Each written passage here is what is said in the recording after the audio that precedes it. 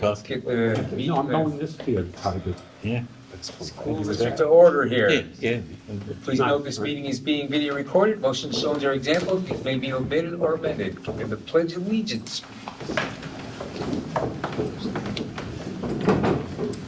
Pledge allegiance to the flag of the United States of America and to the republic for which it stands, one nation, under God, indivisible, with liberty and justice for all. Thanks. Roll call, please. Recording in progress. Mr. Albert? Here. Mr. Case? Here. Charlotte Crane? Yes. Ms. D. Tomasa? Yes. Dr. Eberwein? Here. Mr. Emerson? Here. Mr. Farella? I've seen something. Mr. Markito? Here. Ms. Latazori? Here. Ms. Lounsbury? Here. Mr. Stewart? Yes. Sarah Tucker? It's about Here. hour Mr. Peters? and Here. quarter south. We have a quorum. Okay. Any responses from the audience? Not seeing any. First up is Sophie from the School Reports. You're up, Sophie. All right, thank you so much, Mr. Peters. Hello, everyone. So just to let you guys know, I have a list of things to talk about. I'm going to try and go quick as possible so I don't waste too much Take your time. So on Monday, August 12th, so that was last week or the week before. So all students at Wacona Regional High School have received their 2024-25 schedule for the school year. Tomorrow, Friday, August 23rd, there are tours that are being offered to all non-freshman students from 12:30 to 1:30. That's for students and for families. And a back-to-school video is being released for all students as well.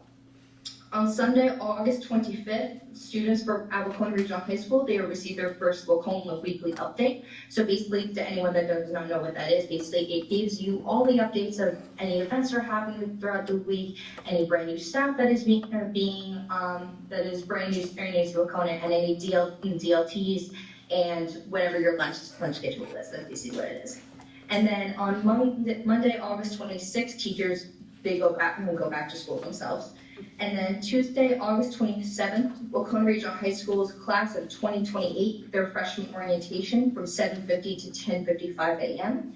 These new ninth graders, they will meet school administration, school leaders, basically other students of the school, and their homeroom teachers. They will be given their locker, another tour of the school, and they will receive their class of 2028 shirt, and they will also learn about extracurricular clubs that Wacona basically has to offer. And then Wednesday, August 28th is officially back to school. And then Tuesday, September 3rd is a fall sports meeting with parents and guardians. This is at the Wacona Regional High School auditorium. This is a policies and procedures are explained. The time of this I do not know, but if any parent has any questions or comments or concerns, they can reach out to Miss Allie Borowski. And then Dan has also emailed me some information that he wanted to present, also that he could not be there with you guys today. The Wacona Regional High School girls soccer team, they had their car wash, I think, to fundraise for the team. Fall sports have started back up, and the football team has been doing cash calendars, basically to raise money for their team. And prom for 2025, which is going to be on Sunday, May 25th. This is at the Berkshire Hills Country Club in Pittsfield, and the walk-up / the walkout is at 5:30, and then the dance itself is from 6 to 10 p.m. And that's it. So. Thank you. That was a lot.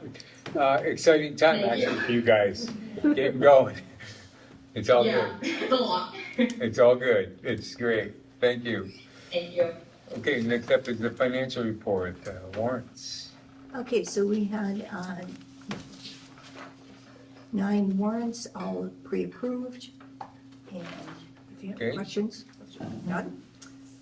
Gifts, donations, and grants, approval of Essex Regional Middle School butter braid sale for the 8th grade class.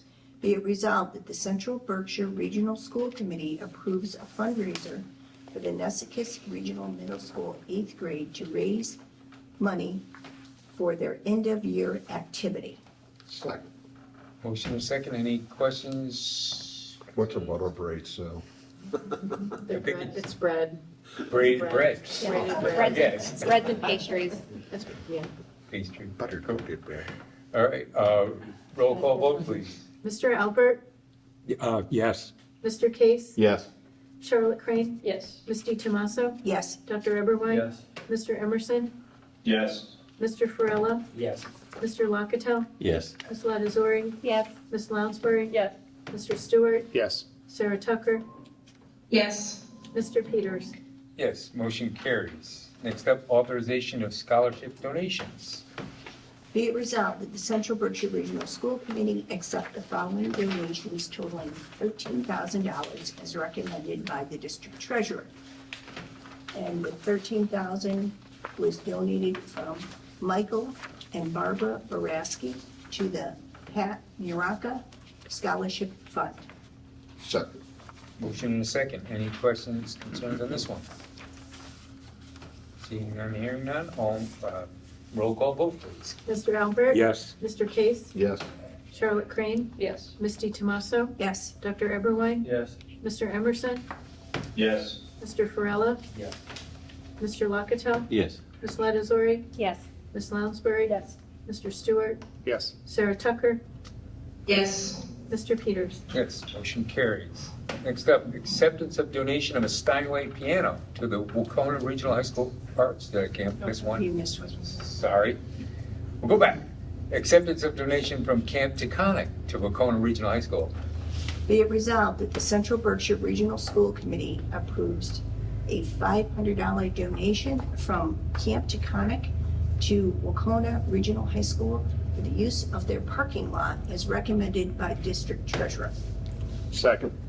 Motion and a second. Any questions on this one? What are they using the parking lot for? What do they Family use the days. parking lot for?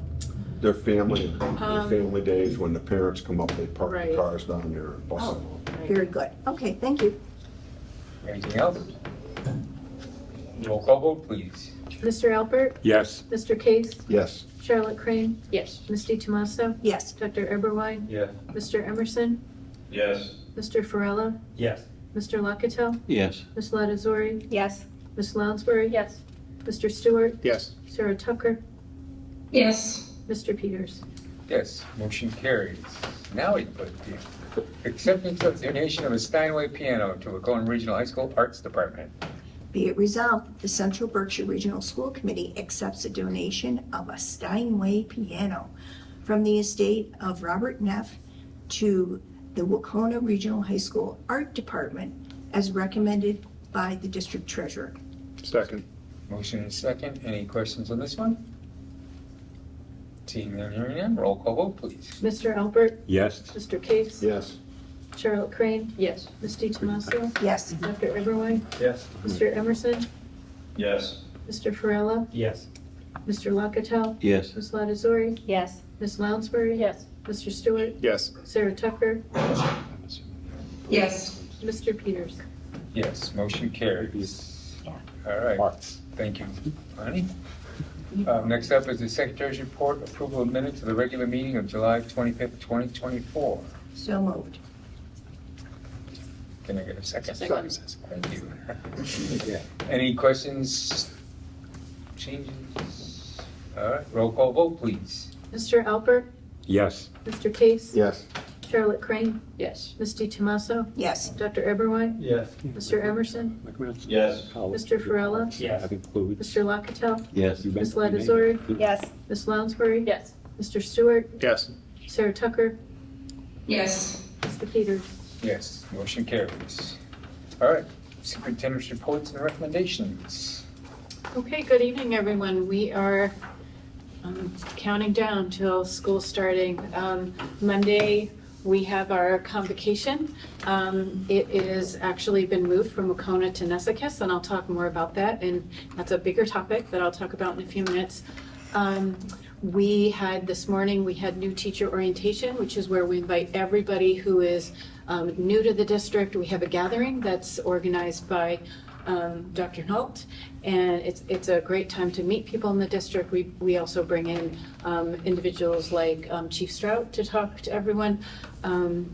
And we have a great group of new hires this year. The energy in the room was, it was great. I don't know how else to say it. We're lucky to be onboarding some of the educators that we're bringing in. And I'm not the only one who, I mean, of course, I'm very proud of them. I do the final approval of hiring, but I wasn't the only one who made that comment about this group that we worked with this morning. So that is happening. We are, Mr. Bueno has been going through our buildings and doing kind of readiness checks in all of our buildings. He's doing it solo without a director of building facilities manager, but he's working very closely with our head custodians and our principals. And the buildings, I think, are looking pretty great right now. Across the board.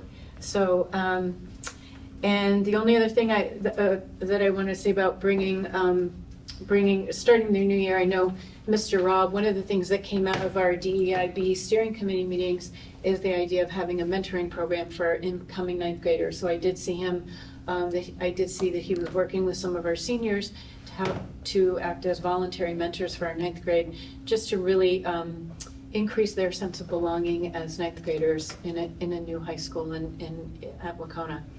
I'm trying to debating whether I'm going to start out with, I have the safety and discipline reporting. I do want to say something about the situation at the high school, because I think that's important. Maybe I'll start with that.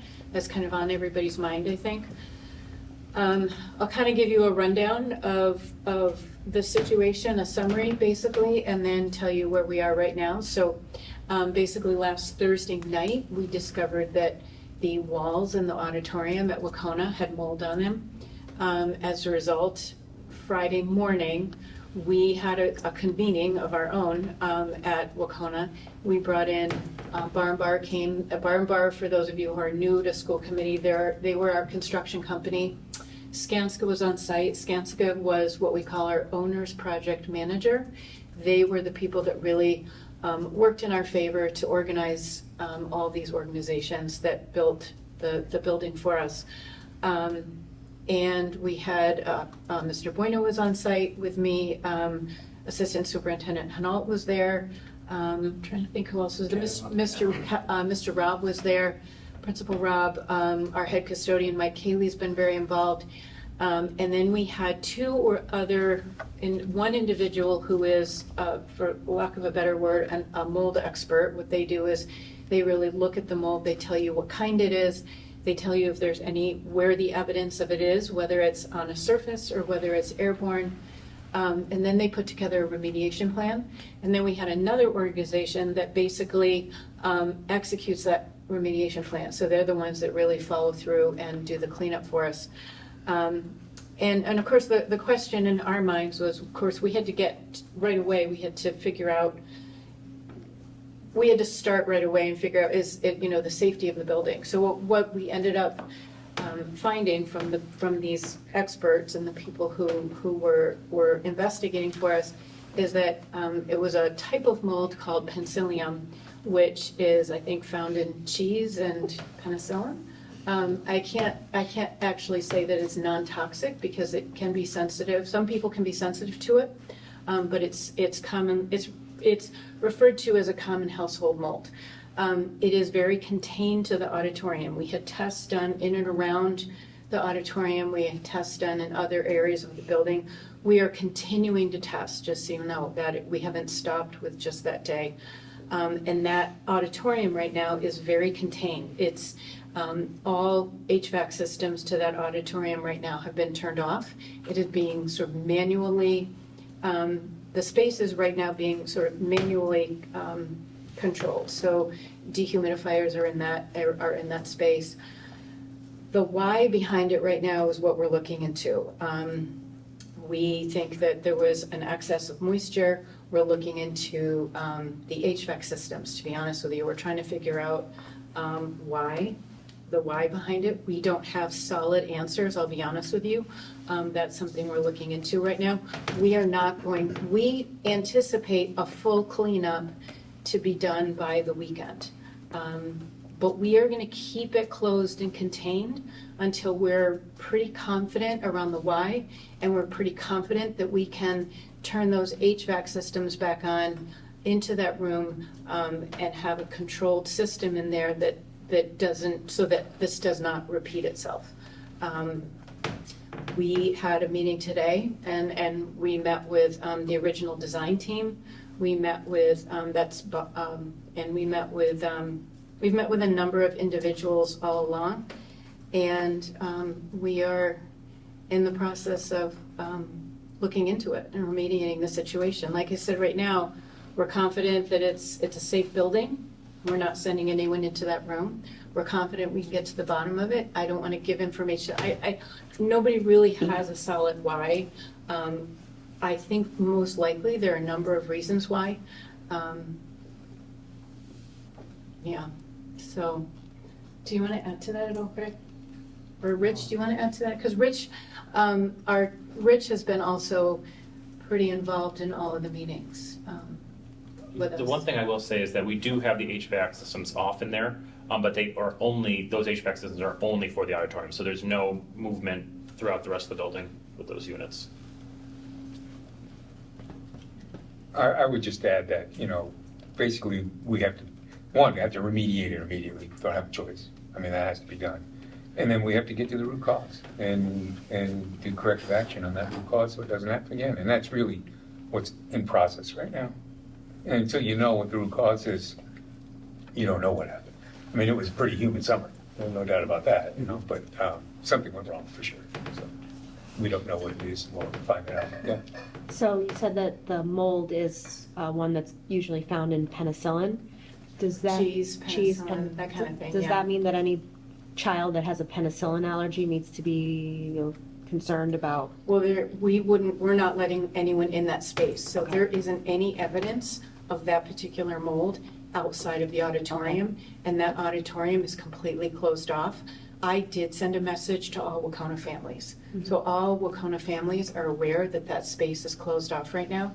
I think the cleanup is going to be done probably by this weekend, maybe a little bit into next week. I'm going to continue to keep that space closed though, because the space really has to be closed until we can turn those get those HVAC systems running again and get them set to, in a way that this doesn't happen again. So after we put all of this effort into a cleanup, I want to make sure that our systems are up and running in a way that the conditions aren't the same as what they were during the month of July. And we've also asked for the next round of testing to include various spaces around the building to ensure that it hasn't spread since we started the remediation process. So there'll be continued testing. So I will keep, Dave? So the focus is on the HVAC system, then? there is a focus on the HVAC system, but there's also, that's not the only thing we're looking at. We're looking at the type of siding that we have in that The auditorium. interior paneling? Mhm. And where in there, was that like on the wall It was paneling? it was on the walls. So it was discovered visually then? Yeah. You could see it on the wall. Anybody else? And they have the person who looks for it has a special light. I'm sure there's a name for that light. I don't know what it is, but it's pretty sensitive to picking it up. And so it was primarily on the walls. Any other questions? Okay. Well, we've contacted our insurance company as well. Yes, we filed a claim with our insurance company. For the remediation, which is the primary cost of this whole thing so far. Right. Until we know what happened, until we figure out, the building management system has data that you can mine and go back and see what happened. We also had, this summer was incredible. July, we all lived through it. It was brutal. We don't know whether something was wrong with the setup or, the programming or whatever. We just don't know. So until that stuff is determined, we just need to remediate and mine the data and find out what went wrong. But we are meeting, I would say twice weekly with the team.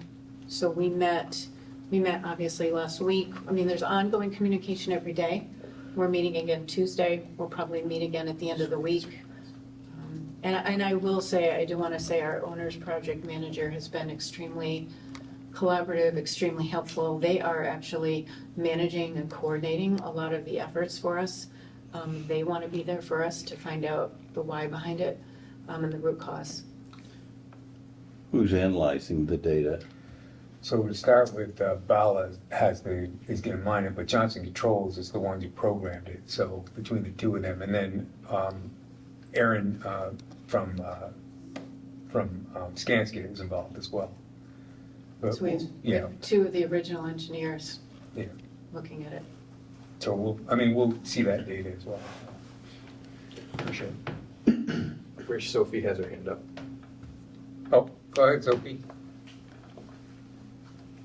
I just had a quick question, like as someone who personally does theater, I don't know if any of you guys have ever seen a show or whatnot. I just want to know, how bad was the mold when you walked in and you saw it? Was it like completely spread all over the walls, or was it just contained in one space? I think it was in different, I don't want to say it was contained in one space, Sophie, it was in different places. But you also would have had to be you would have had to be pretty observant to see it. It's not something that if you just walked in, you would see right away. Okay, gotcha, thank you. You're welcome. Yeah, Dave. Remediation is cleaning or removal of contaminated panels and replacement? So right now, they told us it's surface, so it's cleaning. Okay. And they've gone actually behind the paneling to ensure that there was none of the air spaces between the bamboo and the drywall were affected, and we've been assured that that hasn't been. But they have removed some section of the paneling to look behind and are confident that it was surfaced.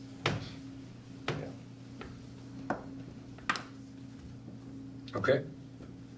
And I will continue to keep you posted as I get more information. So, the next thing I wanted to report on is our school safety and discipline report. That is something we do yearly. We report this to the state. It's the specific report is called the SSDR. I think for us, if I kind of look at the overall picture, and I'm going to ask Mike to jump in as he feels he wants to, but I think the good news for us is that our reporting systems are better. We have our bullying reporting system, it's digital. And the other thing that happened for us is when we moved to our new cell phone policy, one of the things we did is we did put a monitoring system in on emails, student emails. And what that does is it's really just a safety monitoring system. So there are sort of red flags for words that might indicate that a student was planning or had some indication that they might harm themselves or harm others. Or it also picks up things like threats. It will pick up things like substance abuse. It will pick up things like weapons. And that all of our administrators can see. I will tell you that since we have had that system, we are picking up a lot more than what we used to. And it's not a bad thing, because what we're able to do is if we see any of those things happening, and sometimes it's nothing at all. Sometimes a student is writing a social studies paper about gun control, and that's all it is. And that's happened multiple times. But sometimes there is a sign of a threat, and we respond to those immediately. And that has, for sure, increased our incidences. And so I guess you could look at the increase and say, well, that's negative, but from my perspective, what I'm seeing is we're able to respond more frequently. I would rather know and be able to respond than not know, quite frankly. So if I am, you will see an increase, but again, like I said, our reporting systems are much more sensitive. I think they're better. And because we have our bullying system is now digitized, we're finding students are more likely, mostly I would say at the high school, students are way more likely to put in a report. Do you want to add to that? Just that also with the addition of a code of conduct, we've more equitably given consequences this past year. So I think that because we've systematized our responses to behavior concerns, we're seeing an uptick in what we're documenting and how we're documenting it, and it's happening consistently across all buildings, which is a good thing. So it's not necessarily that there's any more things happening. We're just seeing more and documenting more, which I think is a good thing. You can move me forward. So some of this is, I'm going to go through it quickly, and they're actually, to be honest with you, some slides that I'm not going to spend a lot of time on because they were in the report last year. But this basically defines what the SSDR is, the School Safety and Discipline Report.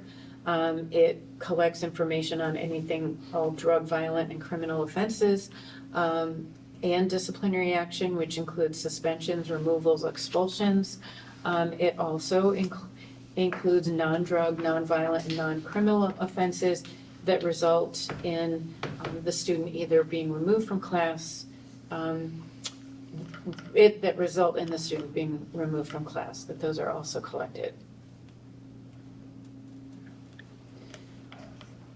These are just, again, these are some of the categories. So we do have categories for safety and discipline reporting.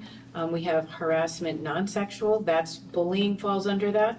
Other non-sexual harassment, obscene behavior, other criminal offenses, non-criminal offenses. We have, I think you're probably going to see a fair amount of offenses that are categorized as disorderly conduct. We don't have a lot, I have to look back at the data, but we typically don't have a lot of fighting. We definitely see some insubordination, minor physical altercations, violation of school rules, theft. Obviously, some of these probably are more egregious than others: tobacco, vaping, vandalism, and weapons possession. Again, this is what is just defines what we have to report to the state. So the information that we report to the state are the school code, the date, a description of the incident, the number of victims, but they're not identified. Was the incident determined to be retaliation, yes or no? Was there a physical injury, yes or no? The discipline type, for example, if it was suspension, the number of days, if it was suspension that the student may have missed school, that's if it's an out-of-school suspension, and the educational services that we are required to provide during the disciplinary action. These, I think we have presented to all of you, I think a number of times. I'm not going to go again into it in detail. But we are also now reporting not just actually findings of bullying, but we are also reporting allegations of bullying.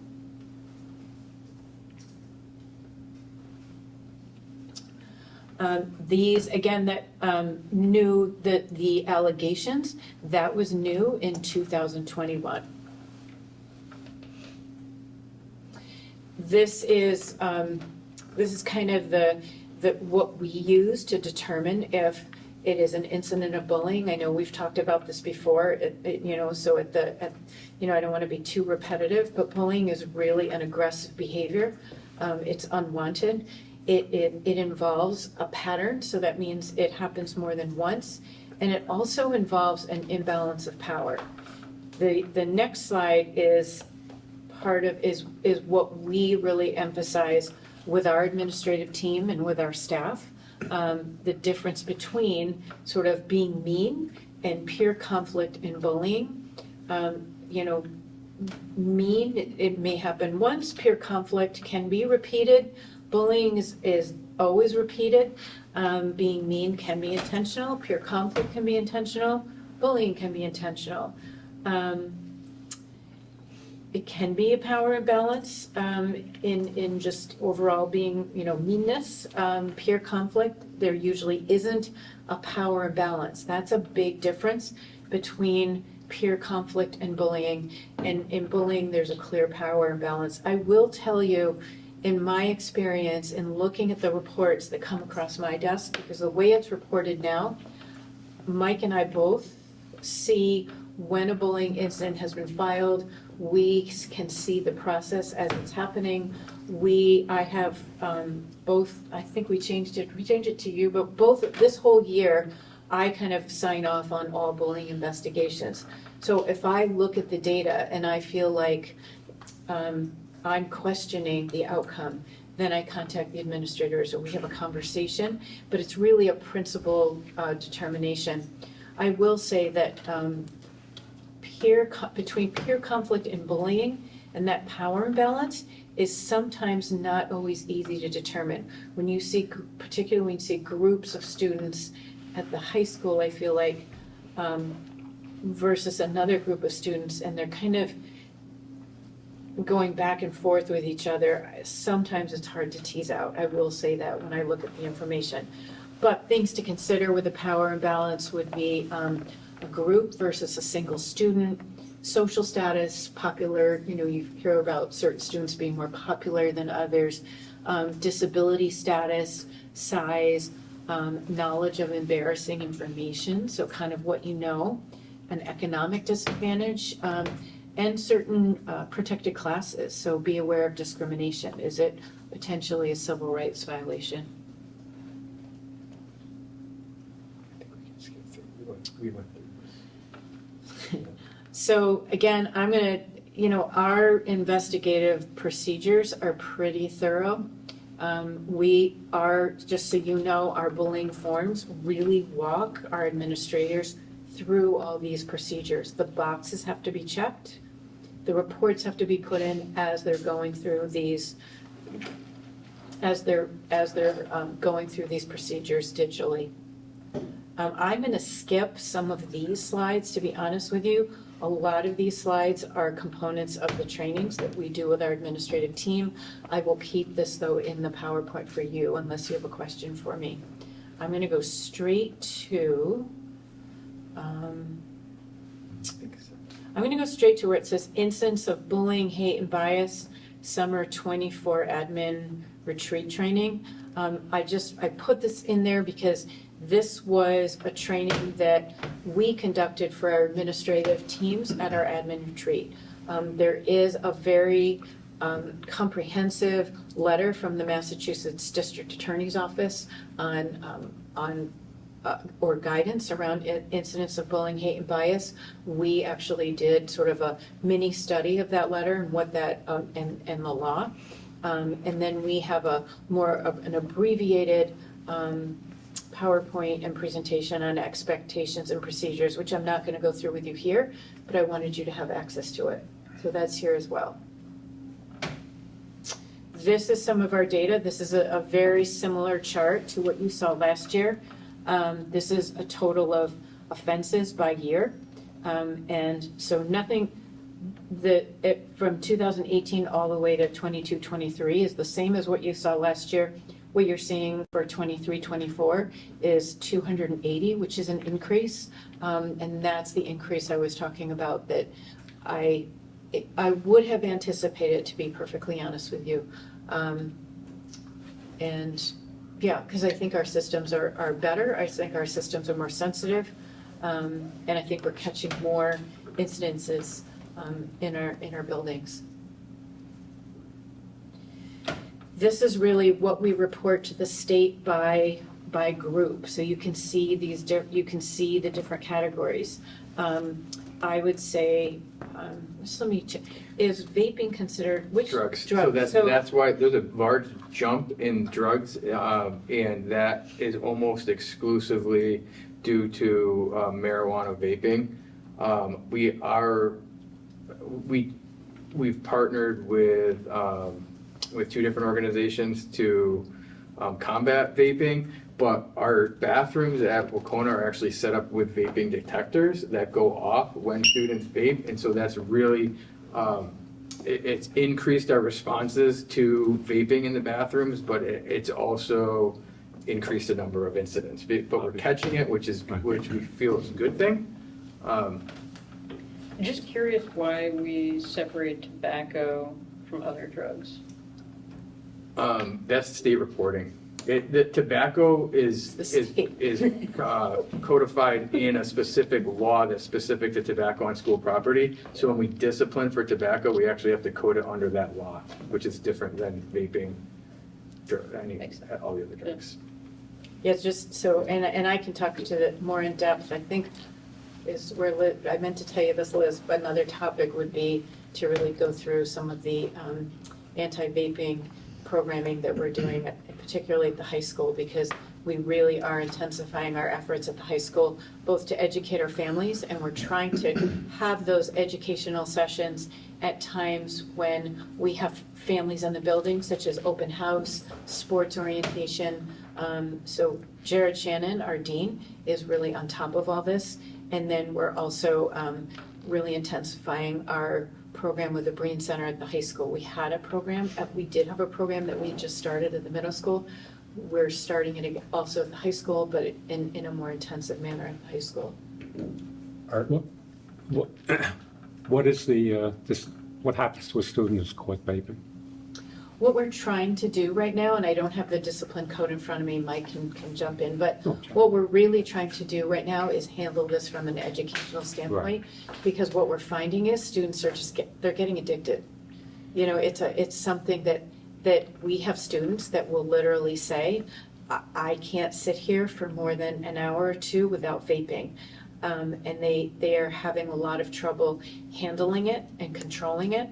And we really want to go through this we want to approach this from a supportive standpoint, because if we just did a disciplinary approach to it, we're not really helping that student. What we're finding is that hasn't helped our students. And you're doing now what I was doing 20 years ago with kids smoking. Right. And saying they couldn't stop, can't help myself. Right. So, So it's Yeah, is this data fun.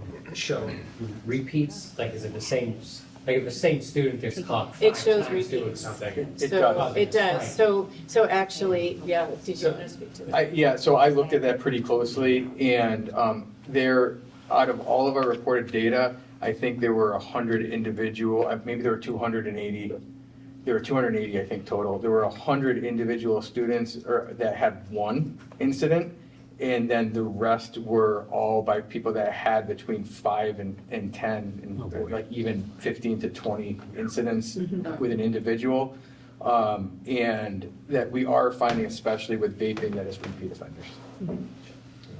And the detectors are helpful, but, you know, students tend to scurry by the time we realize that the detectors are going off, so. Yeah.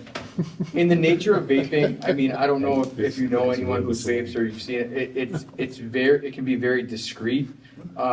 Students are savvy, they can, you can vape with somebody in the same room and not be aware of it, pretty easily.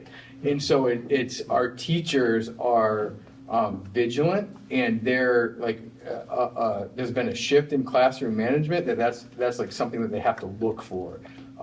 You know, is a student sitting like this? Do they have their sweatshirt up over? And there's no smell? There are some that have no smell, and they're marketing them as like highlighters, pens, USB, so it looks like a real highlighter, but it's a vape pen. Or they have And- others that smell like what could be like a perfume. Perfume. Yeah. You know. It's not easy, so while our numbers are going up and we're doing the best we can to mitigate, the numbers are probably higher. Yeah. And are you guys prepared now coming back into, off of summer vacation, the repeat offenders or kids that have, you know, now been out of school for 10 weeks that probably have developed more extensive habits? So that's the point of having the Breen Center come in, is really actually scheduling students with a session with someone who's trained from the Breen Center to meet with them on a regular basis. We're prepared. I don't know if we haven't quite identified all those students yet, but we're prepared in terms of we're getting all the programming in place, and we're also trying to handle it from making sure families are educated, because when we did a sort of standalone, it was not successful. I mean, it was successful in the sense that I liked the person, she was ready for us, but I had about 5 families come. And some of it could have been the timing, but, so we're really trying to tag that along with events, like I said, open house, sports events, and things where, even if it's a table where they can pick up information. We do have a group of students identified at the middle school that we're working with the counselors at the end of the year. And the high school is implementing the same program that started at the end of the year last year at the middle school. And I think we'll be able to, the eighth graders that are moving up that were involved in the program will be able to pick up where they left off. But students are self-identifying as being able to, as needing to vape like 3 or 4 times a class period. It's very addictive. Yeah, remember the woman that came and presented? Mm-hmm. She told us one puff was like 10 cigarettes Yeah. or something, some crazy number of nicotine Mm-hmm. in one puff. Yeah. It's like, it's bonkers that it's even available. I just am astounded that it's not illegal. Are you seeing any increase in use of THC gummies? People coming in with gummies that are, It's hard to, that's I hard. mean, an increase compared to, like, before they were available legally, I would say, yeah, for sure. It's not, we're seeing them in schools occasionally. I haven't heard it Yeah. reported as much, though. Mostly what I hear reported from principals, school adjustment counselors, vice principals, deans, is vaping. Yeah. I'm just wondering, the piece that you had mentioned about doing the outreach at the school and coming out to the parents at like open houses or things like that, has there been any talk about doing that at like the middle school level or even at the elementary school level? I mean, I know the elementary schools do DARE, but there's no parent component to that. So it just seems like the education piece could start a little bit earlier. I think we haven't actually, Sarah. We had started the program with the Brain Center at the middle school, but I think that's a great idea. I think we should, to be honest with you. I think it's a big. Specifically like looping in the parents and the parent Right. education piece that Right. you had mentioned, like that's just, Yeah. that's awesome that you guys are doing that at Wacona, but to give the parents a little bit more education of that. We opened it up to both when we had it as a standalone, and we still didn't have a lot of individuals, but I think, I agree with you, I think we should open it up to, we should include that at the middle school as well. Anyway, we were thinking about it at the elementary, but to tie something in with DARE, I mean, you have the officers going Yep. into the school and doing drug education, but like there's no crossover to the parents. Right, no, that's a great suggestion. I will make note of that, and, no, I agree with you. It's that, I do know, and I think that connection will be easy to make, because I think the two deans from the middle and high school are working pretty closely together around that. So thank you. Yeah. Just a couple questions. Art had asked about education, made me think, what about, how are you looking into some of the underlying things, neurology, mental health issues, some of the underlying biology or neurology that sort of leads to these behaviors? Our school adjustment counselors are trained and are mental health clinicians, and they're usually the ones that actually, they identify students struggling more often than through the disciplinary process. It comes in as a referral most often as a mental health need or an addiction need more often than, we're catching you with a vape pen. So yeah, our school adjustment counselors are school-based experts. They're also doing therapeutic group settings. They started group settings last year, and they're doing that again at the middle and high school. And just kind of teasing out the data, and it might be hard to do so, but the overall number of incidences are up and up and up. And as you said, there's better detection and things. Do you have a sense of if there's truly an overall number of incidences, or just they're being caught more or reported, or the way the data is reported is different and therefore it shows higher numbers to some degree? I think, yeah, I would say all of those things. I think next year we'll have a better indication, because some of our systems started last year. So that's where we're seeing it now. I think next year, having these systems in place for 2 years, if it's up again, I think we're gonna say our incidents are up. And the state changed some of the reporting guidelines and definitions maybe, right? I don't Or think not? they haven't changed that much. this year. They actually, I think, Over the past couple of years. Yeah. Right, so right, that, yeah. yes, that's Yeah. what I was, Yes. okay. Yeah. So the next slide is alleged bullying investigations versus findings. You can see, and this is that the number of allegations is up from 15 to 27. Again, I truly believe this is an indication of easier access to our reporting systems. We don't find a lot of actual bullying. But remember, some of those cases that we're investigating, so there are allegations of bullying, even if it doesn't fall into the exact definition of bullying, it oftentimes falls into the definition of harassment. It could fall into the definition of a fight. It could be a threat. It's usually something. It's usually reported as something. Not, it's something that it could be equally as egregious as bullying, but the definition of bullying is still fairly narrow. We actually wanted this data to go, so we saw, not that we want more bullying, but we want more bullying reported. And the ease of use, we saw towards the end of last year, students doing the reporting, which hadn't happened routinely. And so because it's online and it's accessible, especially at the secondary level, students were starting to go in and actually report incidents that happen to them or to other students, which is it really is it's good that we're making it easier to report, and we're doing it consistently in all 5 schools. So I don't know when it will plateau, but.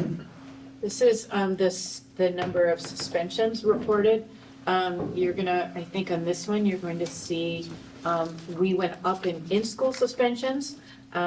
We went down slightly in out-of-school suspensions. I think that some of this is related to our code of conduct and being more consistent about what an in-school suspension looks like. I think we're more likely to do an in-school suspension than we are an out-of-school suspension because we really want to keep our kids in school.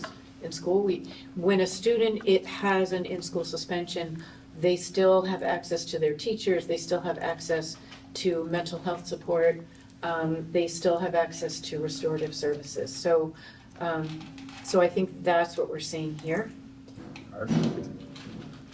Can you explain a typical day of in-school suspension? What is actually happening? So actually a student usually has, during in-school suspension, they have their assignments laid out for them. We usually have, we can't always pull a teacher from a classroom, but sometimes we'll pull a paraprofessional with a student to help them get through, to work with them around their assignments. Sometimes their teachers will come by and check in with them on their assignments. They do almost always see our school adjustment counselors. We build in. They're physically in another room. And physically. They're not with their other students. Right. Who supervises that room? So at Wacona, we have a paraprofessional that does supervise it. At the middle school, it's the dean of students.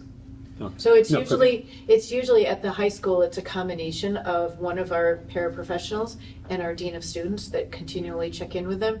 At the middle school, it's the dean. We also, I don't want to lose sight that we also have a program called School Connect, which is a bank of lessons that are, they're supported by a paraprofessional, but they can be accessed digitally by the student, but they're specifically assigned by our deans to educate around the behavior and replacement behaviors or for whatever the activity. So there's an education component towards the behavior and different responses to the behavior, and also academics. That's what I wanted to hear. Mm-hmm. Yeah. Okay. The last one I did want to include, I did not include it in the packet, but I thought I think the school committee would be interested in seeing this. So we, just to bring you back to August, last August, a year ago, well, actually, if you even go back to June, it was June when we actually passed the first cell phone policy. And then what we did is we decided to revise that cell phone policy because we were going to implement yonder pouches. And we felt like having yonder pouches, we should include that as part of the policy. So that actually, so the policy was revised at the end of August. And then we actually, see that red line looks, It's fixed. it's fixed? Oh, it's not fixed on It's not fixed on yours. It's not fixed on mine, okay. We actually started implementation of yonder pouches right after IPD weekend. So you can kind of see the trajectory of the number of cell phone incidences, starting with, again, keeping the policy component in mind. My overall opinion and sort of observation is that once we brought in those yonder pouches, this is serious business. And I get that there are compromises. There are compromises in the system because, there are students that use them responsibly. I see, if I were a parent, where I would want to just text my child. I get all those things, but I will say that having cell-free spaces has really increased just dialogue among students, dialogue in the hallways, dialogue in the cafeteria when they're eating lunch. Teachers are reporting that students are much more engaged in the classroom. We have a lot more collaboration going on between students. And I think, again, especially teachers are appreciative of the fact that their time isn't being consumed by saying, put away your cell phone, that we don't have those altercations anymore. So you can see we've gone from a high of 175 to 4, but now June was a really short month, so maybe we say 11 in May. It's like, if you follow or look at school discipline data, this is consistent with there being a bump after winter break, right? Students come back to school, they tend to test the rules, expectations are laid out again. We did reiterate our expectations in grade level meetings at the middle school, and during lunch times in the high school, and it dropped right back down.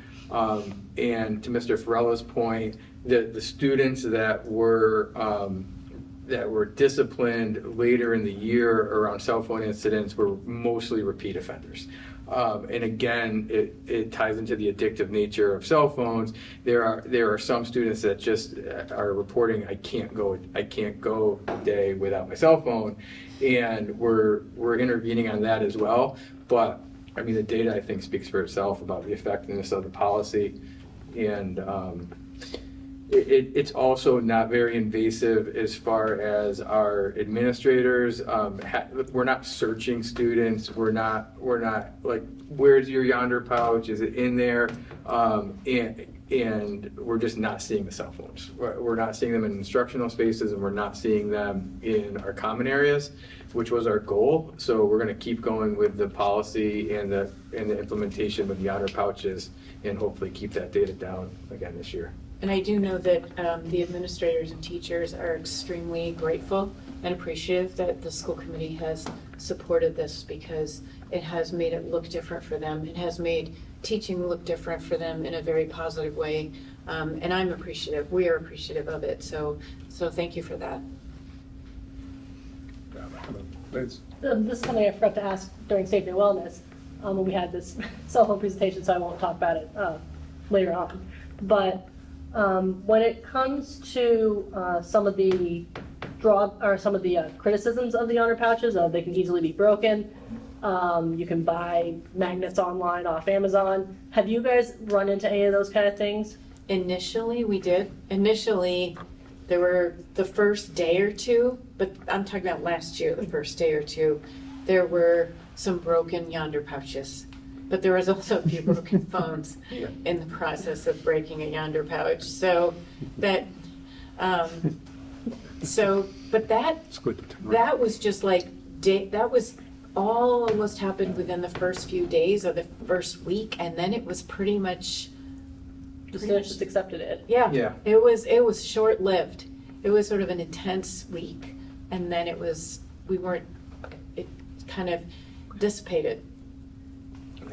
Are you finding any incidences of really creative students that are coming in with what some people refer to as dumb phones as opposed to smartphones or burner phones?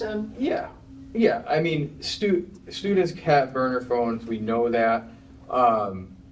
But I guess we just have to kind of keep the eye on what our goal was, and that was to eliminate phones from the instructional spaces, and they're not taking them out during class, right? And so as long as we're not seeing the phones in the lunch area, in the classrooms, but if they have a burner phone and they're putting one in the pouch and having one in their bag or in their locker and we're not seeing it, we're not digging for it, I guess, and we're not seeing them use it. Okay. I think students at the high school, those that drive, are more inclined now to keep phones in their car. Yeah. And they're not bringing them in.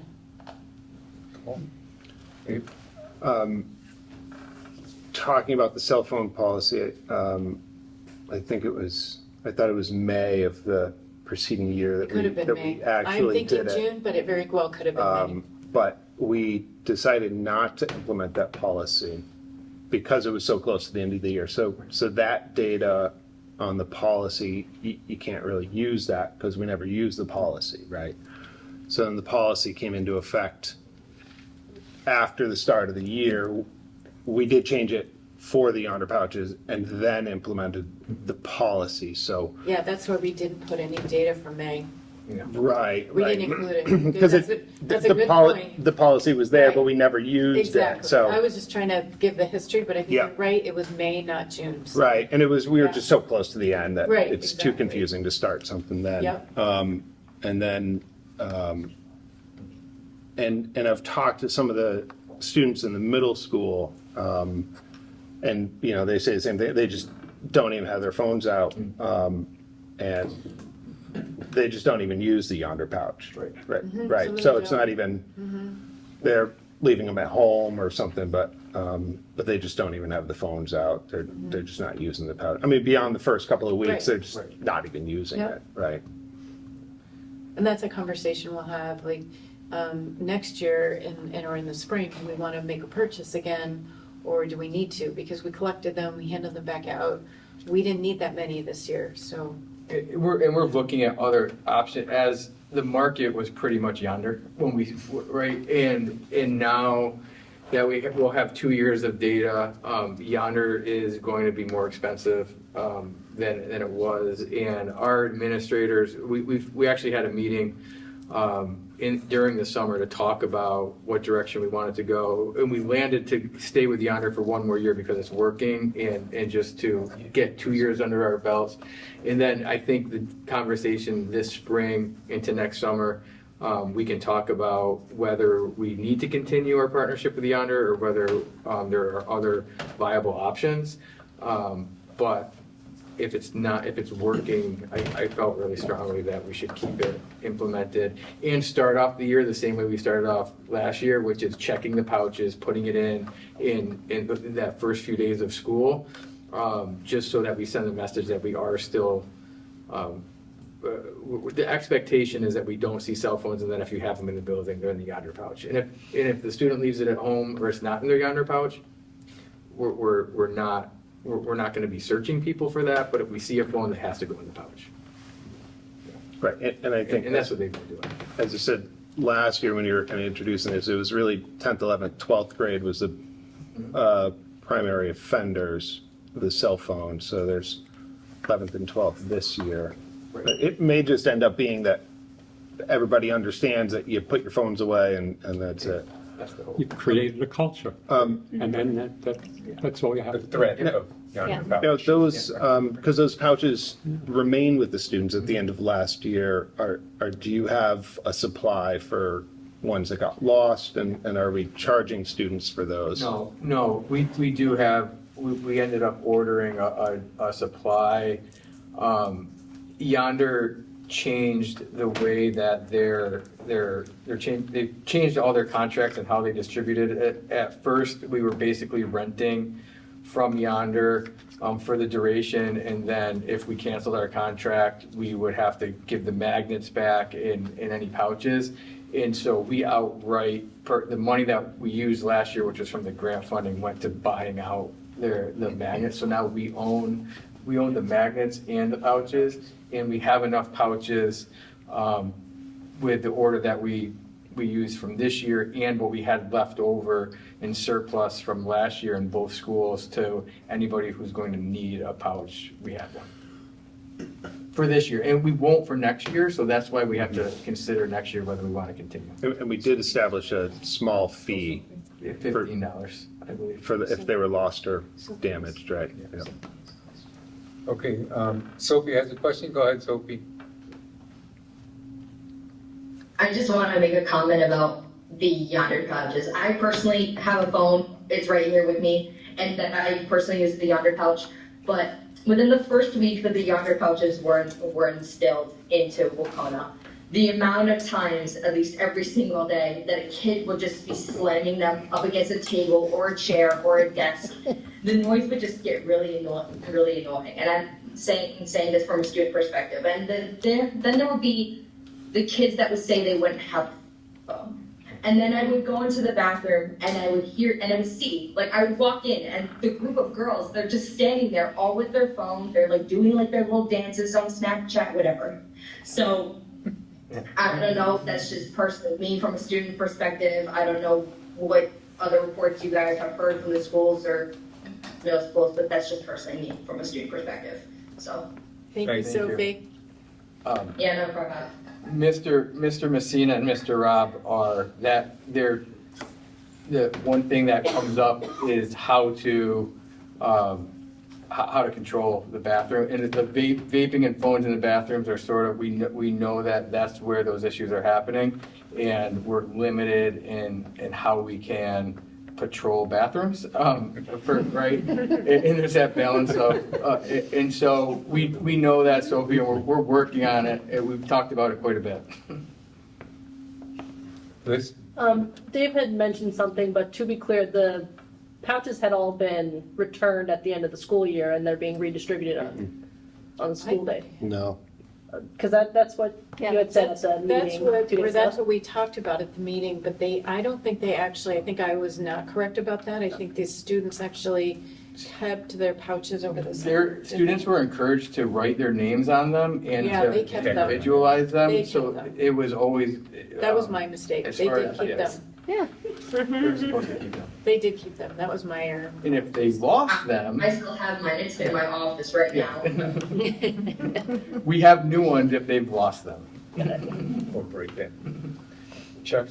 I actually, off of David's first question, aside from the, vaping and other drug use infractions, I'm curious if it's a part of your, steps to addressing reports and instances of, disciplinary infractions, to have those students meet with a counselor in order to identify those. Actually, yeah, so actually this past year, or just recently, the dean at the high school, Jared Shannon, attended a 4-day restorative workshop. So we're continuing our restorative practices. We're continuing to keep those practices and keep them going. And actually, one of the things that he and I talked about at length is really doing more education around, or professional development with teachers around what restorative practices look like, because to really have you almost have to have a culture of restorative practices, and there's a component of even how you interact with students in the classroom that has a restorative nature to it. So we're expanding that. But students that are identified as having a disciplinary infraction, they do pretty quickly see either a school adjustment counselor or a deans. But we also, I think this is important to note that if a student is suspended, we've we've made it mandatory to have a return from suspension meeting. And at that meeting, a school adjustment counselor has to be present and has to sign off. And we do a return to school plan. And so by design, school adjustment counselors are involved in the reentry process. It's actually called the reentry meeting. And so that wasn't necessarily universal, and we decided to make that universal across all buildings. So anytime it's not for every disciplinary infraction, but anytime it rises to the level of suspension, the reentry meeting includes counseling, or at least the counselor being present in the decision-making for the reentry plan. So I don't have anything else on discipline, and I don't have anything else in my superintendent's report. Okay, that was it. I just want to stress the point that with new data reporting mechanisms, and it's much easier for students to report, it makes sense to see higher numbers. So I'm very interested to see how this plays out. And even 2 years is going to be I agree. tough to make Two a data comparison points. to. Yeah. But that's it'll what be very interesting to see how. Yeah, we're keeping those. I have Greg and Mike keeping those. I think they're pivot tables or so. So we keep those tables. Those tables are ongoing. Yeah. And I'm actually surprised that some of these jumps aren't higher. Right. So No, I appreciate that perspective. Thank you, Paul. Okay, next up is myself. Just a reminder, we had 8 responses on the school committee self-evaluation, so if we get a few more, I'd appreciate it, and then report out next month. And, okay, so also a regional agreement update. With respect to the vocational transportation and also the voting method, one of the ideas that was floated back by Mr. Bueno was getting together with the town administrators ahead of time, so we can educate the town administrators on what we're trying to do with respect to the vocational transportation and also with the regional agreement as a whole. So we're going to set up those meetings with the administrators. We'll invite other people to come. They're not going to be official school committee meetings, but people who are interested in working in it. I know David mentioned he was interested in working in it. Well, are welcome to go to those with the administrators. It's more to kind of get the education out there ahead of time. So then hopefully we can go then to the town, the official meeting that we scheduled to bring the select boards in and administrators in and educate them to see if we can get them to agree with changes that we're going for. I think the 2 big pieces there are, if we do vocational transportation, that'll be a substantive change to the regional agreement that all towns would have to revote it next spring. If we don't do anything with the vote, it's really just if the 2 of the 3 towns that voted down could vote it on a special town meeting or next spring vote it in. So we're still pushing to try and get it going. So When is that meeting? we haven't set it up yet. So I've reached out to the town administrator, so we're trying to figure out a date that works for all 7 of them. Yeah, and that'll probably be during the day, I'm assuming? Yes. Yeah, it'll be during the day, because that's when they're working and we get them in there. And you, explain why we did this before. So this is the group I got together with back in spring to try to see if we could help in any way, one town help another to help with the vocational transportation. And I know these are the people that are actually doing the work now, so sometimes the select boards really don't know what goes beyond the scenes. They just know it's difficult for figuring out these vocational routes and who's going where. So I figured to get them in the room to see if this is something they're even interested in, or which towns are and which towns aren't. That way, as a group, we kind of know what it looks like. By the way, I did talk to Bob Graves, and he's on board. Okay. Even though they do have a contract, he said, that doesn't really absolve Yes, because some towns do have their own vans, transportation, and they have all their kids going to one school, so they might not be all gung-ho about joining a bus transportation if they have a van and a driver in their town already, but we'll figure that out. Okay. Any questions?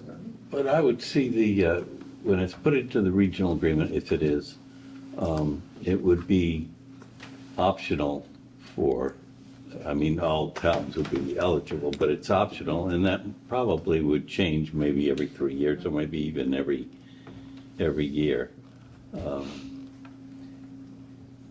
So we wouldn't be excluding, we wouldn't be listing towns. No, but I think like if 4 towns have bus, like if they already have a plan, they don't want to do it, it might be a different conversation about how it goes forward.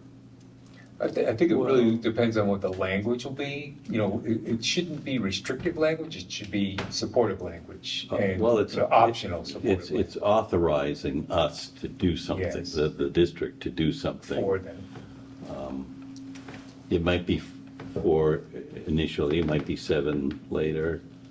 It's gotta be flexible.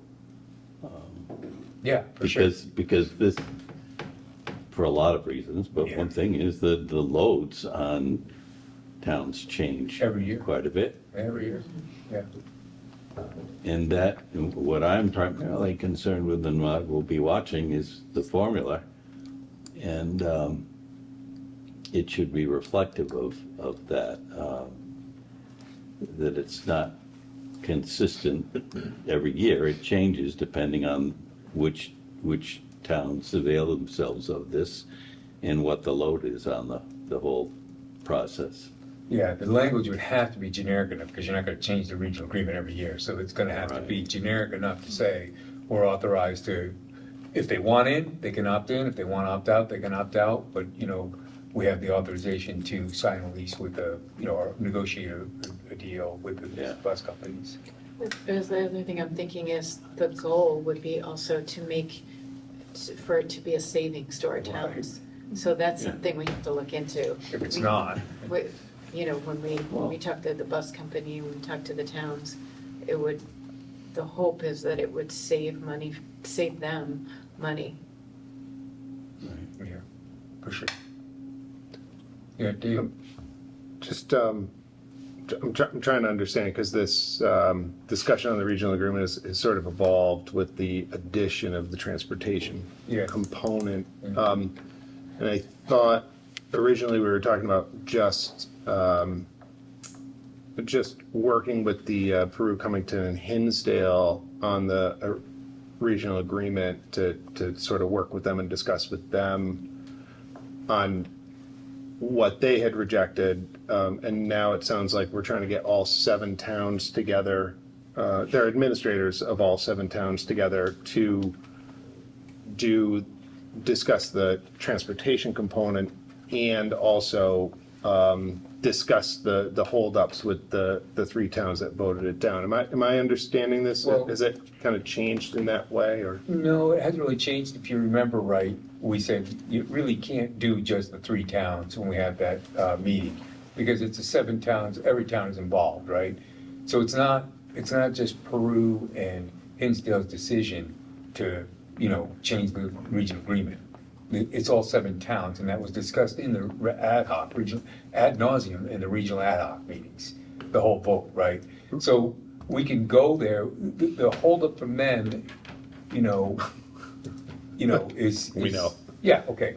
So, but when we talk about trying to get them on board to agree with the regional agreement and what we can do to get them on the regional agreement, it needs to have, all the towns need to be there. I mean, we can't just. You're talking about the hearing. Yes. I'm talking about the step before the hearing of me, because I thought when this first came up, when we talked about it, you're right. We were were going to work those, with the individual towns or just those 3 as a group. Yes, and with the Before we brought in the hearing and obviously all 7 towns that, you know, are invited to the hearing, right? But just those 3 in specific. Yeah, that was, now we have the vocational piece, so we have that piece to work with, and I think, you know, we need to get the town's administrators together and the towns to agree to that. So the idea is to use the administrators, educate the administrators on the idea, and have them work with their select boards to say, hey, this is something we should be doing or shouldn't be doing. Same thing with the vote. To go that path with the vote, to try and convince the select boards, because quite frankly, it's, you know, in Hinsdale, it's, you know, it's our town administrator and the finance chair that, you know, pretty much say whether, you know, and the select board will go follow their lead a lot most times. So it's, you know, we need to get those guys on board with, you know, supporting it somehow. I don't know how, but somehow. Right. Yeah. And Peru follows what Hinsdale does. Yeah. So sometimes it does flow uphill too. But if there's any changes to the regional agreement, then all the other towns that have accepted it will have to re-accept. Well, it'll be a change, yeah, so it'll have to be re-voted on. It'll be on the ballots again next year, same thing. Unless it's done as a standalone. A The special town meeting. transportation as a standalone amendment to the existing. Well, there's no point, we can't do a standalone to the existing regional agreement, it's not approved to do, and I think you were talking about signing a lease agreement, doing financial dealings with the schools. That would not hold water in the regional agreement, I think that's what. Right, because for us to go to have a contract for vocational transportation for the member towns, we really have no money in the game, where I'd be signing a contract where we are not the fiscal responsible group. So I think we would need that signed agreement for us to move forward getting a contract. I'm not really, I thought about this, I don't understand this. We're not commingling funds. No, so how it would work is that in the year the expenses are accrued, would be paid, the towns would be invoiced for them right away. So there would be no cost to the district. So why do we, tell me again why we need to change the regional agreement to do this? Because I can't go out for a contract and sign on behalf of the 7 towns right now. Is that your intent, is that you would sign, or the district would would, sign for the? Yeah, and we would have the regional agreement language where we would invoice the towns, and that's where we would receive the funds. I'm wondering if. Because the funds would not come through assessments. They'd be in the year they're approved. Yeah, be nice. I mean, I'm not opposed to doing the work of soliciting bids and writing contracts, but one can do that without being a party to it. One can do the work without having any obligation. It's not clear to me why we need to have it in the regional. I will say that this came to us through, I'm not sure which town, I think it was. Covington. Covington or Windsor. Brought it to us, and they basically said, hey, this is what Mohawk Regional has in their regional agreement, and we looked at that, and that's the language that, we're kind of modeling. But, yeah, okay, so one region does that, but I'm not sure why it's necessary. I mean. Well, I do know there's Mass General law that allows one town to sign on behalf of other member towns. But I don't think there's any law that says a regional agreement can sign on behalf of the towns. Regional school district. Regional school district. Yeah, well, but it's signing on behalf. I don't know why you would ever sign on behalf. You got, let's have got 4 towns involved, or even 7. 7 towns would be signing that contract. That's a lot of people that get to sign a contract. I think the whole idea the regional agreement has 7. Well, I think the agreement is one, we consolidate it all, so hopefully you get a better deal. Oh, for the yeah, 7 towns. sure. So Yeah. one entity does the negotiation for these 7 towns. So the reason would be because the money would flow through us. But he just said it wouldn't. Well, but we would be billing them. Right, we'd be billing the towns. So the company that we contract with would, on behalf of the towns would bill us. We would then turn around and bill them, but couldn't we just negotiate a contract and have them sign it and keep us out of it? And they could each pay the company whatever their share is? I think the issue is we talked about this, every year it changes in the distribution, and we have the school district has a vision, has a site on where all the kids are planning to go.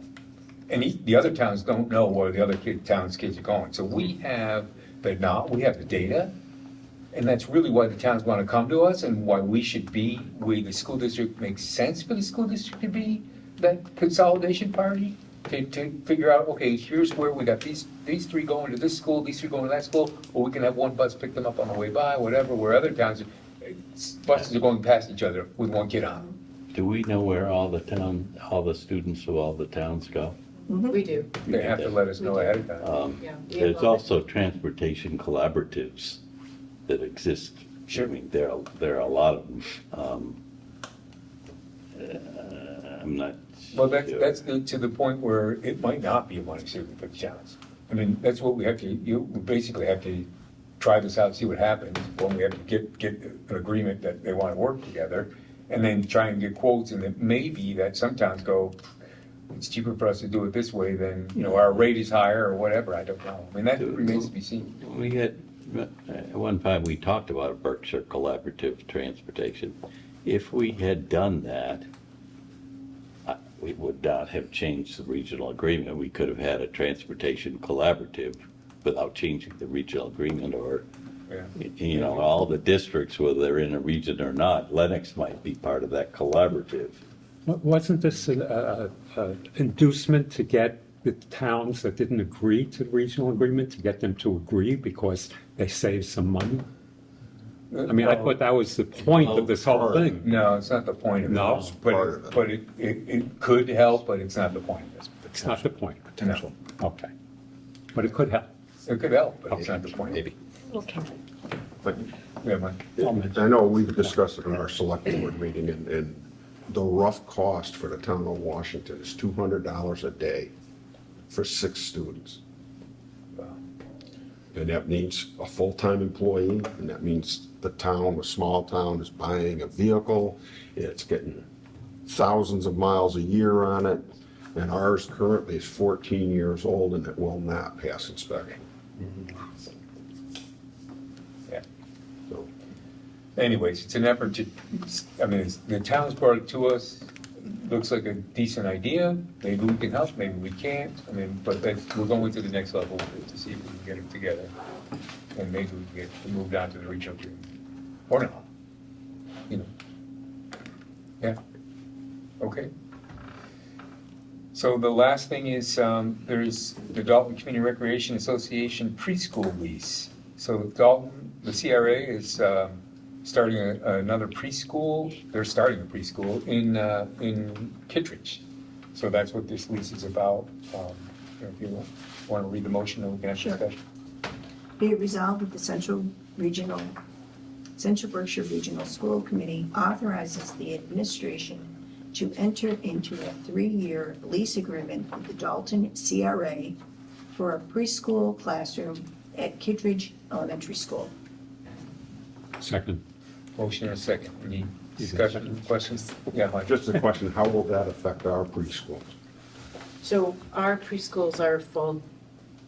Our preschools, we don't have, I don't think, we have very little room in our preschools right now. So it won't affect our preschools other than we would, some of the students that we can accommodate, it's a preschool that's very accessible and close by, but they are their own entity. And who's responsible for the transportation? So most preschools, students get to and from by their parents, their families. It's their families. So this isn't actually a cost to the district. Actually, this is an agreement. This will bring money into the district.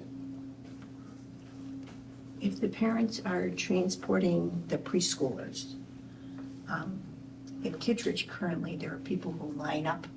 They'll be part of that system. Part of that. They will. They will.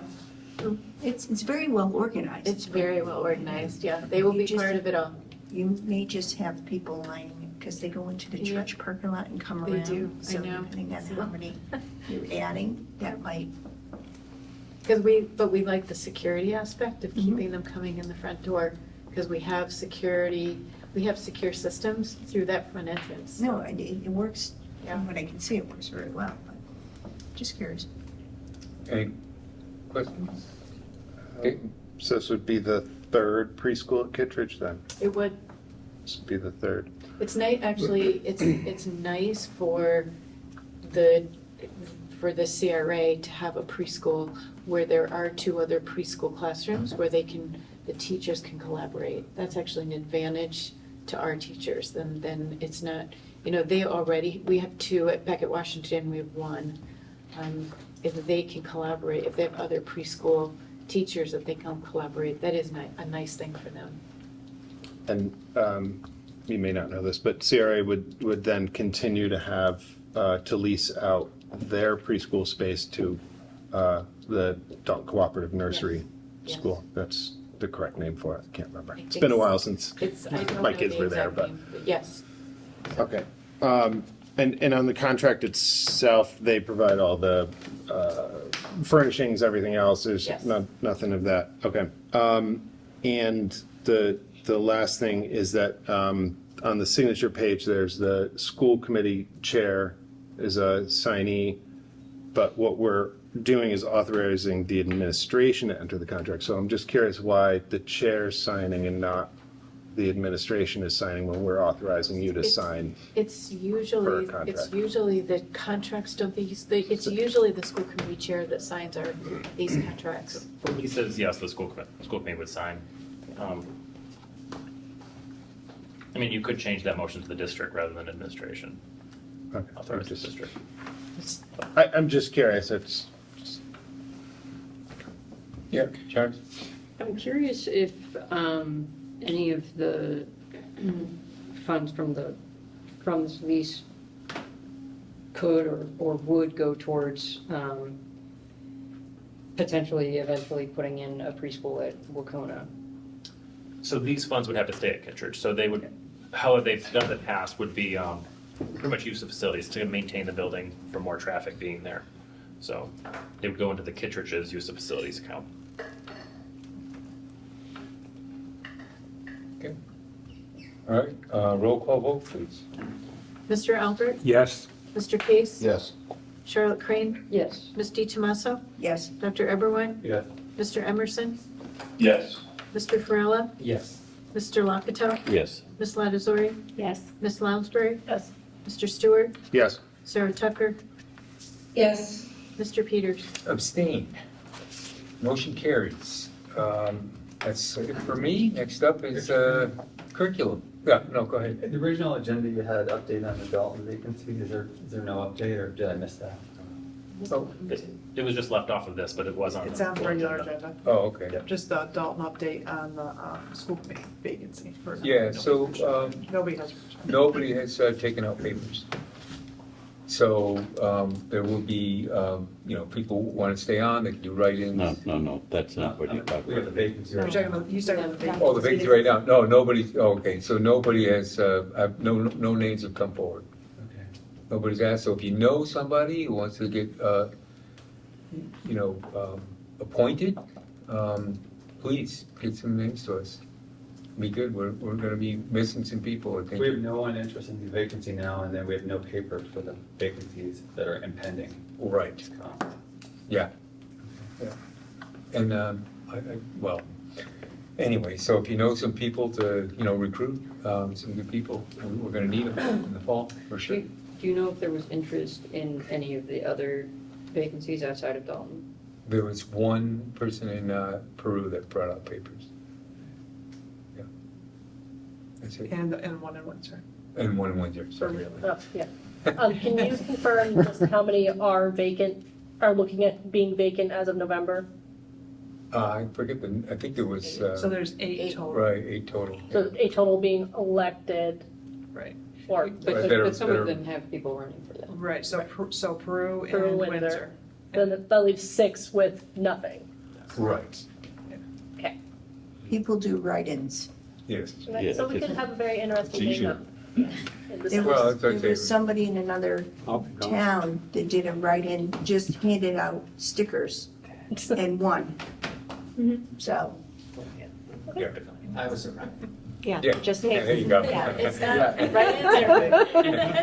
Yes. write-ins are not that uncommon. Right, for sure. I mean, again, if you know somebody who's interested to be appointed, to Jake's point, let's get them in there, One of the use good problems people. with our regional Okay, first up is curriculum, and not to be away Ellen's from- not here. Sorry. Hi, Mr. Peters. I haven't heard your voice all night. We chatted a minute. Okay, so we met on August 13th on Zoom, and we had a couple of, we were going to discuss any or get any updates on the curriculum science pilot, but unfortunately there was no update. There had been an unforeseen absence in the piloting, in their pilot program, so we will get an update at our next meeting, but they're still on track to going to pilot the SciEd program and going to up into Cheshire and North Adams to see it actually in action as for the middle school. And then we also discussed end of year benchmarking, or an overview of how we do benchmarking in the district, getting prepared for the big presentation for MCAS at the end of September and in October. So we have several methods, or Dr. Hudnall told us we have several methods to assess how our kids are doing throughout the year, whether we're meeting our own idea of where our kids should be and the state and nationally. So we use things like Literally and Amplify and AimsWeb and Edgeelastics in the elementary school, and then Edgeelastics in the middle school. For the elementary school, we seem to be making good progress in meeting our goals, and those kids moving from not meeting education goals to pretty much or exceeding our goals. The good thing about some of these methods, like with AimsWeb, is we can go in and teachers can look on their classrooms and see which kids are struggling where and in what types of questions.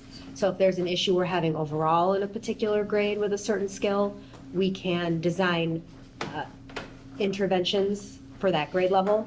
If there's a particular student having certain problems, we can focus on that particular student's needs. They also instituted letters going home in elementary school last year that will start going home to elementary and middle school students, to parents where their kids may need more help, to give parents sort of a leg up on what interventions they could be doing at home to help their kids improve their skills level. Like in one particular area, we seem to be doing very well in phonemic skill building, but comprehension is somewhat of an issue that they're working on. What we did notice that is in the middle school level, there seems to, 6th grade last year, first part of the year, you would hope your students are meeting about a third of what MCAS thorough questions for the year would be. Into winter and spring, you would hope about 2/3 before they take their MCAS for the full year's worth of education. 6th grade seemed to be meeting that pretty well. We were pretty happy with them being in the mid 60th percentile at the end with the mid-year benchmarking. 7th grade and 8th grade last year didn't seem to be moving at all in the needle. They started off well in the 40th percentiles and didn't really move much from there. So it'll be interesting to see what our MCAS data reveals when we go over that.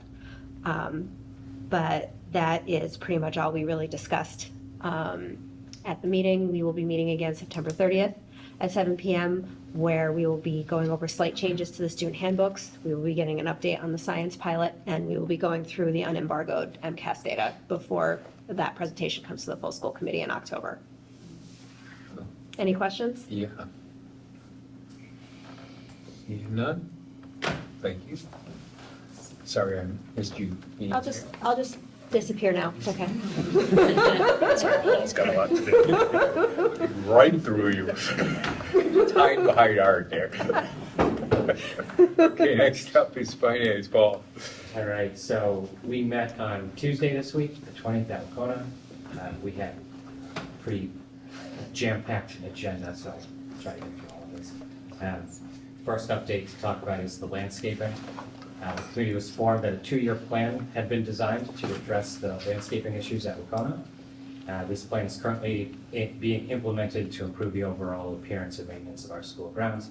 Several mulch areas are being reduced in size or converted to grass to simplify the upkeep. Weed management plans and schedules have been developed to ensure consistent maintenance. Bi-weekly meetings have also been put into place to help monitor progress and address any issues as they emerge. We also learned that other schools in the counties had faced similar issues that we did with our landscaping, so it was nice to hear that it wasn't a unique problem to Wacona.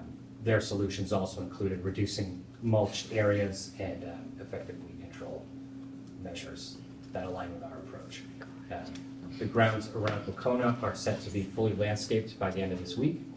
And it should be noted that the plan for landscaping around Wacona does not yet address the athletic fields.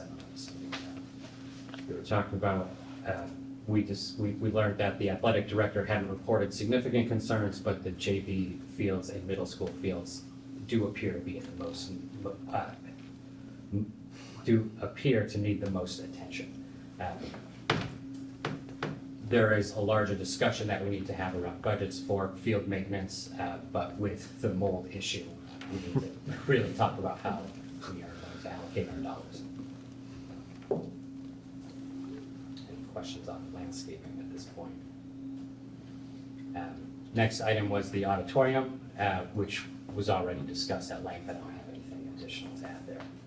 We also discussed budget guidelines.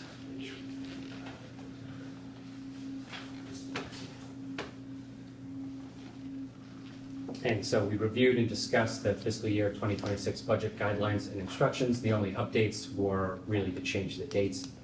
We did have a discussion around potentially sharing these budget guidelines with the towns in an effort to promote transparency.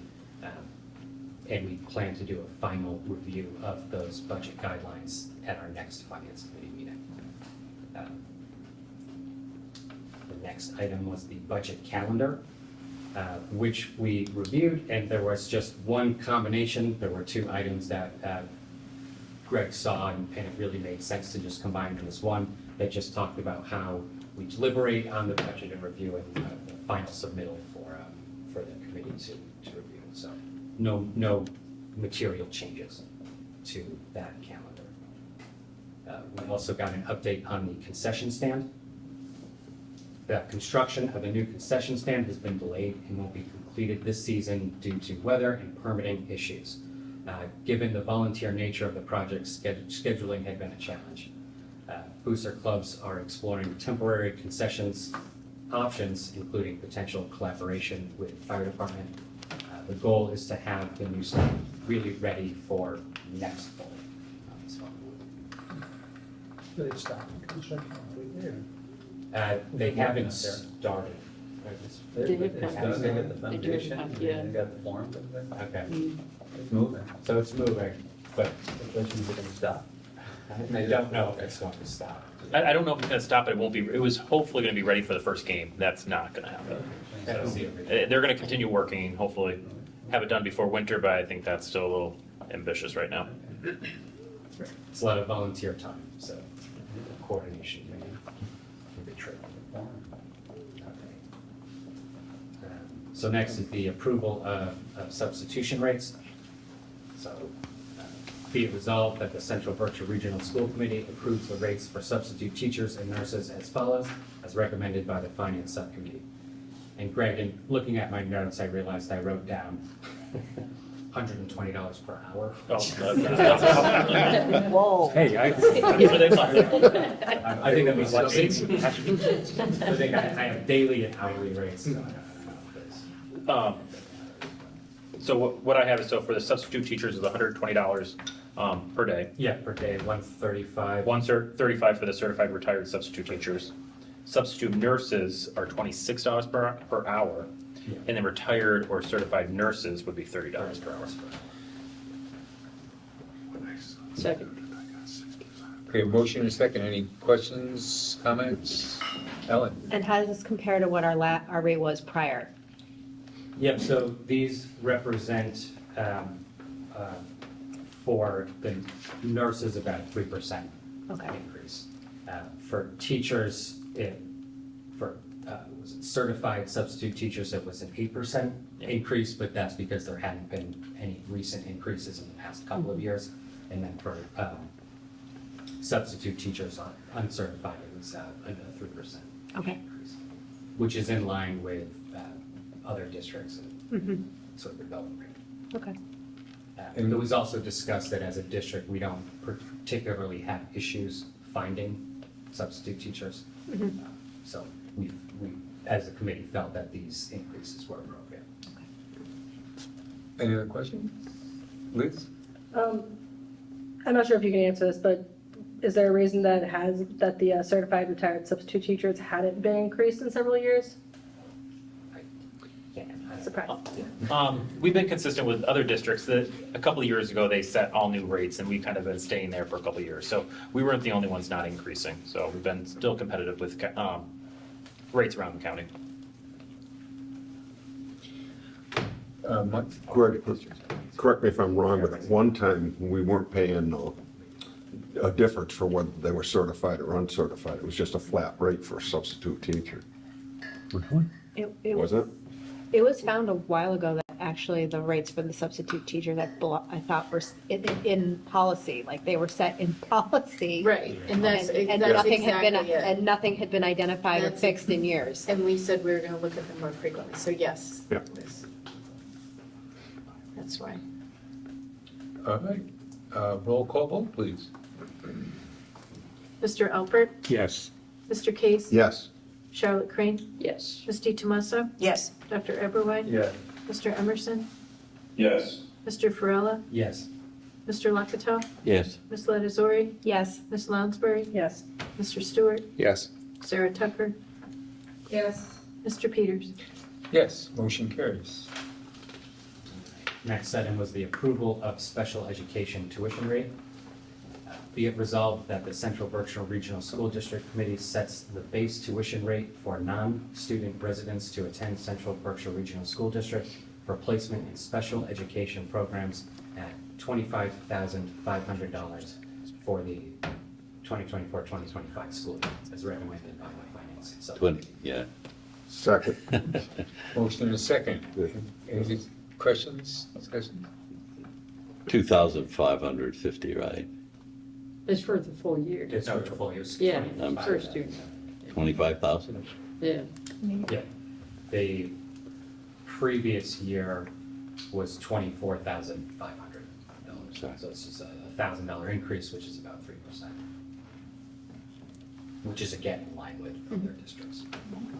And the only thing I would add, we do not have a program currently. This would be if we had a special program, special ed program for students to come out that weren't residents of one of our 7 towns, that they would pay a tuition rate, but we do not have a program. But you do have to set it each year. We have no students on tuition sped. So like the autism program at Nessicus doesn't, It's just district students. okay. This says non-student resident. Actually, that's what I'm just telling Beth. That's how it's always been, but it should be non-student resident, or Non-resident students. Yes. They're non-students, but they're students. So, We're taking, we take all. They live people. here. Non-students, come on in. I thought the term for that was non-traditional student. Any other questions? so it should read non-resident students. Shall we, As amended. As as amended? Yeah. As amended, thank you. Approve it as amended. Roll call vote, please. Mr. Alpert? Yes. Mr. This Case? is a friendly amendment. Charlotte Crane? Yes. Misty Tomasa? Yes. Dr. Eberwein? Yes. Mr. Emerson? Yes. Mr. Farella? Yes. Mr. Lakatos? Yes. Yes. Ms. Ledesori? Yes. Ms. Lounsbury? Yes. Mr. Stewart? Yes. Sarah Tucker? Yes. Mr. Peters? Yes, motion carries. All right, so that's all I have. Our next meeting will be planned for August 20th, 6:30 PM at the central office. Oh, September 17th. We already passed. We already August had- 20. Planning excuse. August No, September. Next August. Travel back in time. Okay, September 17th at 6:30 PM at the central office. Our topics for discussion are around an update on World Aid, capital projects involving roofs, and a concession stand update, along with approval of the project guidelines. Okay. Yeah, I have a question on the concession stand. I'm a little confused, and maybe I missed something, and that's okay. Now, I know that, and maybe it was before your time, we voted to approve a donation for the concession stand. That was last year or so. But I don't recall voting to approve the building of the concession stand. And I guess I'm also just not sure, like, was the whole thing donated? Or are we paying costs on that? Because I know we talked about it, and I had asked for a plot plan, which we didn't have when we had the plan drawing. Yeah, we did. We did. Did I miss a meeting then? I don't know whether you were there. You don't know what I did, okay. Yes, we did look at a schematic. Yeah, we saw the schematic, but yeah, I thought that was just so the whole thing is donated? So we're not paying anything for the? Right. Okay. Yeah. Okay. And thanks, Paul. I feel better now about Alan, my mistake with Alan with your August 20th. Thank you. You did that for me. I know you did. Appreciate it. I'll be at that. She'll be I'll be at the August 20th meeting. So next up is policy. Sure. All right. So we have met twice since our last school committee meeting on July 31st and then August 21st, just last night. At the first one, we completed our review of Section B, which again is on the governance and operations of the school committee itself. We began Section C, and just last night, we completed Section C, which was on general school administration, mostly focusing on policies related to the superintendent's roles, and the interactions between school committee and the superintendent. And we also, at last night's meeting, reviewed and approved a revised Title IX policy that is in line with the new law that I think was passed on April 19th, but just became enacted on August 1st. And there are a couple changes there, which, if you have questions, I'll direct them to Mike. The policy as adopted was what was recommended by MASC and amended by our legal counsel. And if anybody has any specific questions, I can dig into it a little bit. And our next meeting will be September 25th at 6:30 at Nesicus, and we will begin reviewing Section D, which is on finance. Any questions? Yeah, Liz? Were we looking at recommending the policy today, the adoption of that policy today? The Title IX policy? The Title IX policy. I thought we had voted to recommend it, but I wasn't sure if we were recommending it for approval today. We did vote to recommend it. I think we voted to adopt it into our policy, right? We did. Yeah, the same as we did for Section B and Section C. Yeah. So I guess the question is everything coming to the full board for approval? And that's the question. Everything isn't coming to the full board yet, How- but, I think it has but, to. but, Right, but well, for yeah. for the Title IX, which we are training everybody on Monday. This is the question that I asked you before the meeting. So, you can make a motion to. Sure.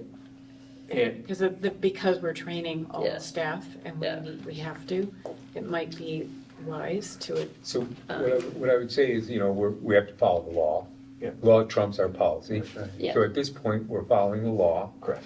Yeah. I think because the committee has not seen the language at all, Right, I don't think we should vote on it tonight. right.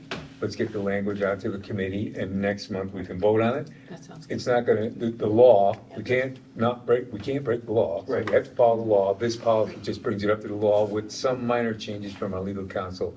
So let's get the language out for the next meeting, and we'll vote to approve it next meeting. Make sense? And waive the second reading. Yeah, we'll have that discussion. Yeah. Yeah. Is the date? Aren't we meeting on the 19th? What, the date for policy? I'm the 25th, September 25th. Okay, So so we're our gonna next be- committee meeting, so it will be 2 meetings. a We week. could still. No, we can send Oh, out. yeah, we can send out, We already right, looked at it as right, policy. right, Yeah, right, we- Yeah. No, you're right, sorry. Yeah, no, that's it. Yeah, that's cool. Okay. All right, that's all that I have, since I've now confused everyone enough. It's all good, it's all good. So next up is personnel, No report. no report, safety and wellness, Liz. We met on Monday and we discussed the cell phone policy and how it affected this past year. Actually, that slide is exactly the same thing we discussed already. So I'm gonna skip over that part. And then we also spoke with John Trentbaglia, who is the Food Services Director. And he updated us on his improvements for the district's meals for breakfast and lunches, specifically looking at his improvements that he's brought forward with more fresh fruits and more options for fresh fruits and vegetables. One example he gave us was that whereas they used to offer maybe an apple or a banana, now they have like 7 different fruits that a student can pick from on a daily basis. And him personally, as well as the other food services staff, give the students more option. They'll say, hey, if you don't like this, feel free to come back and get something else. So giving the students opportunities to try all these new things, as well as giving all these new options for individual pieces. They've expanded their menus to also include a 7-week rotating schedule instead of a 5-week. So you're not seeing a lot of the same repeats that we were seeing issues with early in the past years. And then just as a shout out for something that he's done really well is he's really started marketing the food services, taking pictures of just the meals, and the meals look delicious. They have a wide variety of colors, fruits, vegetables, and actually putting those out on the menus for students to see. So they can come up and see the menu and say, oh, that looks like something I really want to go after. Greg also explained that we are now, that Central Berkshire now qualifies as a community eligible, for the community eligibility provision, which provides additional support to districts with higher poverty rates. Though I believe John explained it as the threshold has been lowered. So it's not that we have a big increase in poverty rates throughout the 7 towns, it's that we just now qualify for them. So we have, we have guaranteed free breakfast and lunches for the next 3 years if the state weren't funding it. So we have a little bit more flexibility with that. And then also the families don't have to fill out free lunch applications now. So it's an automatic thing that goes to all students. Beyond that, there will also be a caregiver and family input night on Wednesday, September 25th, where students and staff and families can discuss their food-related concerns or new ideas for the menus. Beyond that, our next meeting will be September 9th and hopefully second Mondays of the month going forward, with possible topics being vaping issues across the district, as well as discussion of the Title IX changes and how they'll affect students. Any questions? Just a little more on the meals for any parents that might be watching or listening. So in Nessicus, starting in October, salads will be offered as options for the kids there. And I think he mentioned that at Open House too, he probably will be there with staff to take requests or ideas for meal options. Pizza. Oh, and You get plenty of pizza. yeah, and a new breakfast option is going to be yogurt with granola and parfait in the elementary school, middle school, and parfaits at the high school. Pays to go back to school. Those, Get good food. yes. All right, thanks. I'm impressed. So, we already went through kind of what's going on with the Wacona Building Project, regional ad hoc as well. I don't know if there's any questions on either of those. Superintendent evaluation ad hoc report. Gonna call on Bob. Barbara's not here. Oh, shoot. I am. Yeah, all right. But basically, just open it up to people. I know you've all looked over the evaluation format and everything, and if you have questions, now's the time. Any questions or concerns? Seeing none, hearing none? Oh, that sounds good. Okay, so that's it. Any old business? Any new business? I have something. Oh, New business. new business.